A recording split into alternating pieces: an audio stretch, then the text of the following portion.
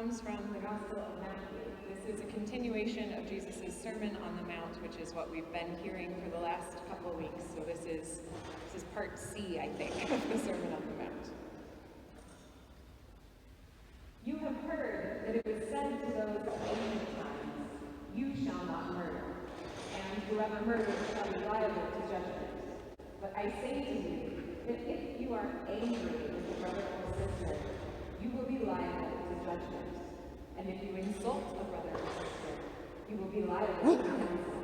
And if you say, "You fool," you will be liable to the hell of fire. So when you are offering your gift at the altar, if you remember that your brother or sister has something against you, leave your gift there before the altar and go. First be reconciled to your brother or sister, and then come and offer your gift.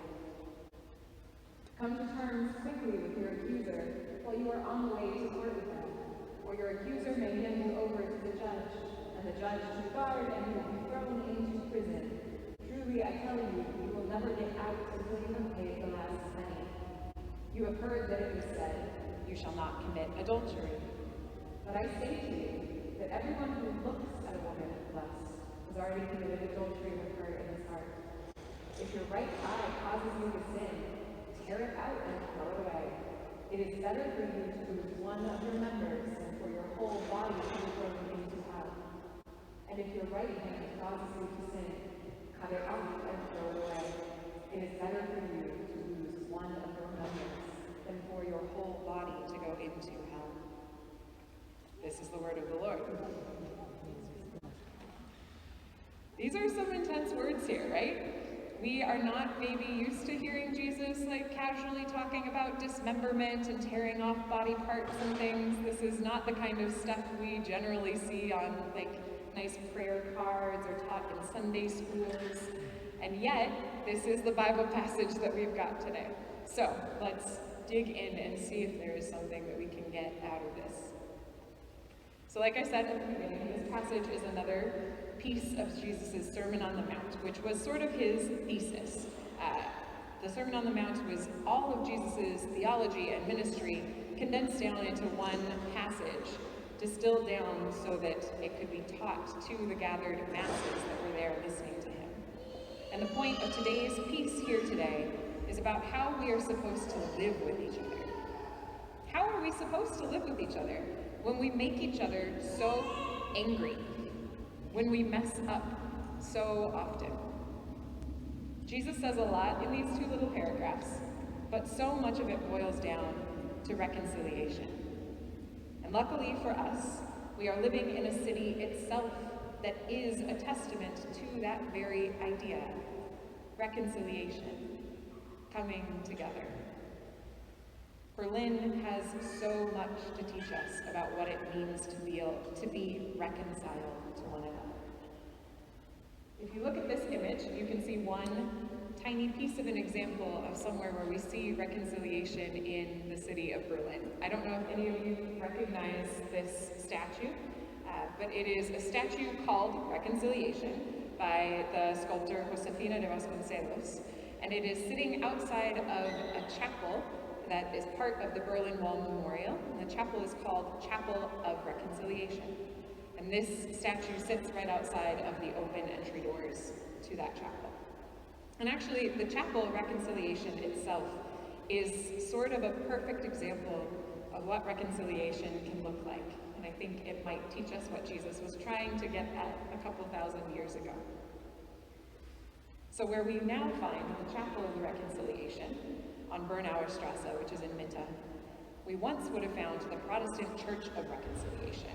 So yes, even originally, the church was called Reconciliation Church. I don't think they had any idea how much they would come to embody that name of theirs, how fitting it would be. It was built back in 1894, and it was a tall, beautiful, old Gothic-style church with a steeple that towered over the neighborhood. I think in many ways it looked a lot like the building that we find ourselves in right now. Huge, old, and a centerpiece of that neighborhood, that community. But when the Berlin Wall went up, the wall cut directly in front of the doors of that church. They were just meters away from the entrance. And so the church building became inaccessible to the congregation, because from 1961 on, it was stuck there in the middle of no man's land, in that death strip that was the border between East and West Germany. The Church of Reconciliation stood in that death strip.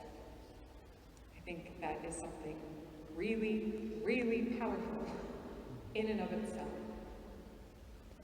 During that time, the church building was not used for anything except that East German guards would go up into the steeple and use it as a watchtower to look out over the border wall.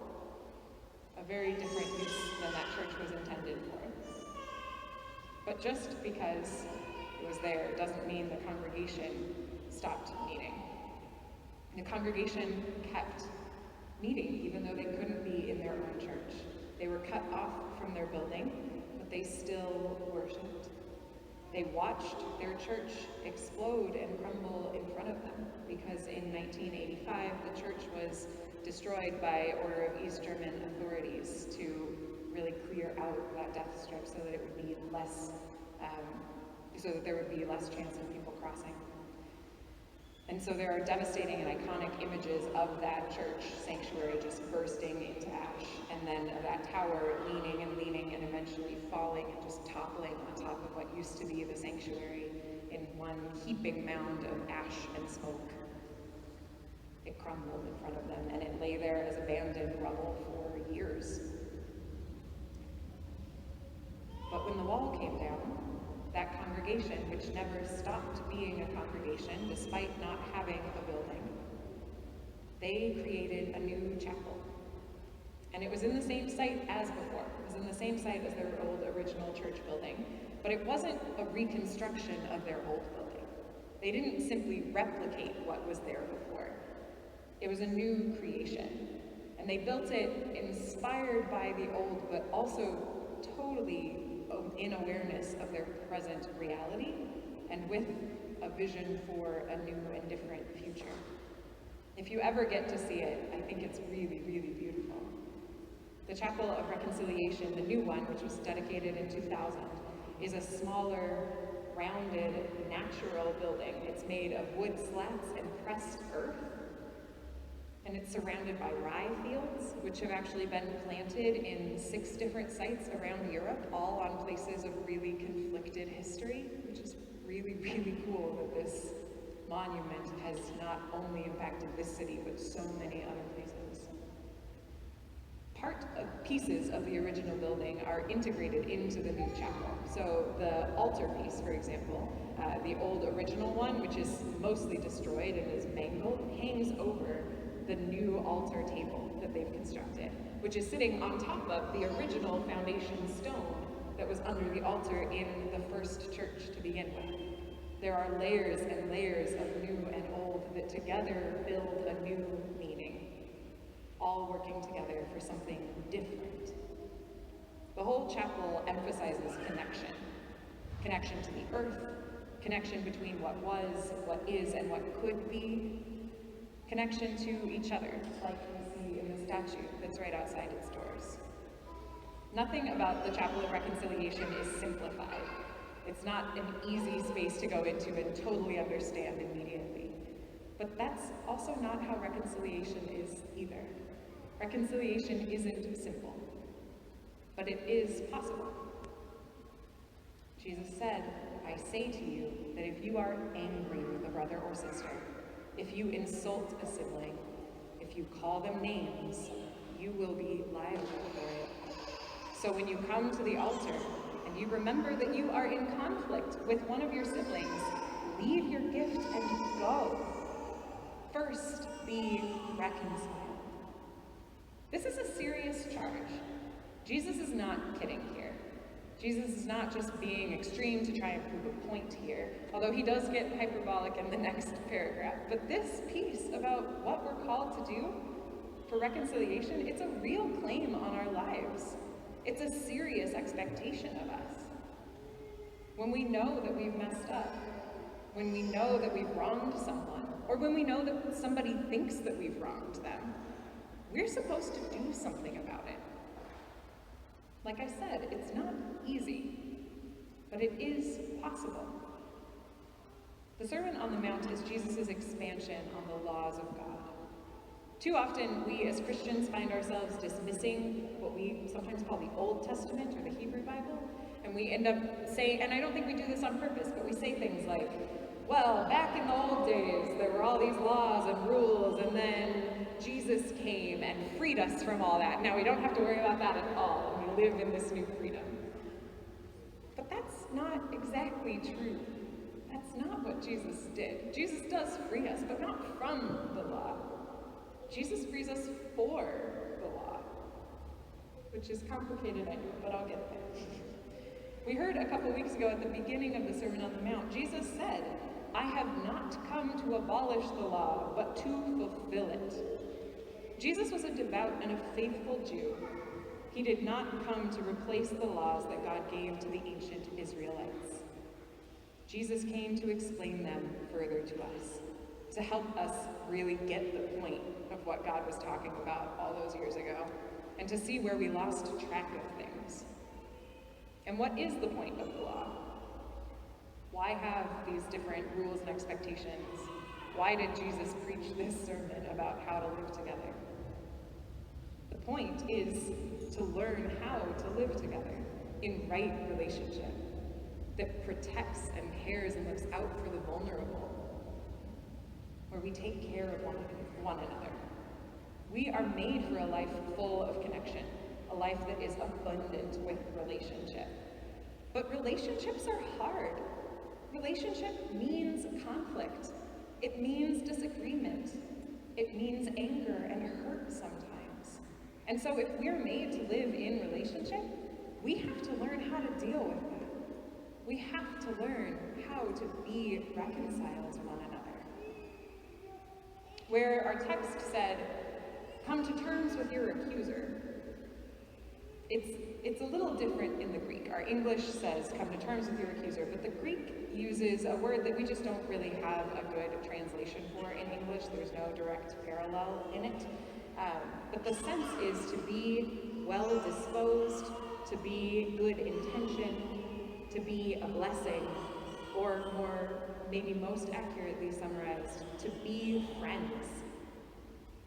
Be friends with your accuser, is what it says. Come to terms sounds like a legal transaction. You did this, so now you get this, and I get this, and that's how we end up here, right? That's what coming to terms sounds like when I hear it. But be friends, that's a totally different mandate. It requires relationship. Reconciliation requires relationship.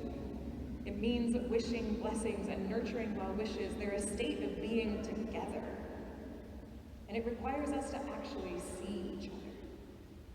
Not just look at each other and glance past, but really see each other for who we are. Not as like friends and foes and categorized people, but as beloved children of God, as siblings. And in a community as diverse as this one is, and as full of complicated history and present as ours is, it can be really hard to see each other, to truly see each other, and not just see our differences, and not just see the things that bother us about each other, not just see our disagreements, not just see our points of conflict, but to see our belovedness, to look at someone we're struggling with, and to find points of grace, and points of connection, where you can say, yeah, I get it. You are a beloved child of God. Learning how to live together in reconciliation is learning how to love each other. Love doesn't look like calling people out. It doesn't look like spreading rumors or taking sides. It doesn't look like holding grudges or making assumptions about people. That's not to say that love dismisses all wrongdoing. Love requires accountability and action and changed behavior. Reconciliation isn't just forgetting the past. It's learning how to come together, work through something, and be something new. Love looks like calling people in, not out. calling people into relationship, calling people into belovedness, calling people into safe enough places and conversations where we can hear and own our mistakes, where we can admit that we're wrong and see other sides of things.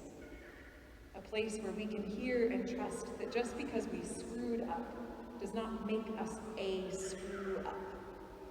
That it's not the core of who we are that's wrong, even when we do something wrong. Reconciliation happens not when we forget the past, but when we move forward together in right relationship with one another and changed behaviors. The next section of Jesus' sermon, the second paragraph that we got to there that started with adultery, is less about sexual morality than it is about responsibility. It's not the woman's fault for the sin, Jesus says. It's not the woman's fault, but the one who looks upon her as an object rather than a beloved sibling and child of God. Jesus is asking us to consider what's inside of ourselves that allows us to make the mistakes that we're making. Where do we allow our resentment to fester? Where do we solidify our judgments about people or cling to our grudges? Wherever it is, whatever it is that we find when we search in ourselves, Jesus says, cut it out. Cut it out. Tear that piece of ourselves out of ourselves and throw it away, he says. So what are the pieces of ourselves that we need to get rid of to live in right relationship with one another? Maybe it's our greed, or our need to be right, or our pride, but maybe it's also our fear, our insecurity that allows us to foster those things. It's on us to notice whatever it is inside of ourselves that lets that happen and to do something about it. Now, I'm not saying we're supposed to be perfect. Jesus never expects perfection. But God does expect us to try and to keep trying. You'll also notice that Jesus doesn't ask us to tear out each other's hypothetical eyeballs and hands, right? Jesus isn't saying, look at your neighbor and tell them where they messed up and cut off that piece of them and throw it away. Jesus says to look at ourselves before we start critiquing others. Actually, instead of critiquing others. We aren't called to see other people's mistakes. We're called to look at ourselves. We're asked to examine ourselves fully, our whole selves, not just our external behaviors. That's what he's saying here. He starts by saying, you've heard it said before, like in the Ten Commandments, thou shalt not kill, right? But not murdering someone is kind of a bare minimum. It's like a real low bar, right? And I think it's actually a beautiful gift that God believes in us a lot more than that. God is saying, you can do better than not just killing someone. You cannot be angry at someone, or you cannot let that anger fester so much that you do something else that harms them. You can be better. I believe in you, God says. Because it really matters what we nurture internally. What we manifest inside of ourselves manifests itself between ourselves. It's better to lose a part of ourselves than to cause harm to our neighbors, to our siblings. It is better to lose a part of ourselves than to lose the whole body. Friends, we are the body of Christ. That is the body that's at stake here. We must learn to look inside of ourselves so that we can start to look outside of ourselves for the bigger purpose, seeing the bigger picture, beyond our individual members, to the body as a whole. We must learn to be reconciled, to live in reconciliation, because it's an ongoing process. It's not a one and done kind of thing. You don't just forgive once and move on and that's it. Life requires us to learn how to do this continually. It's not easy, but it is possible. We have a God who shows us the way in ancient texts and in modern cities. We have a community where we can practice this with grace and second chances. And we have a world that desperately needs our example. So, are we up to the task?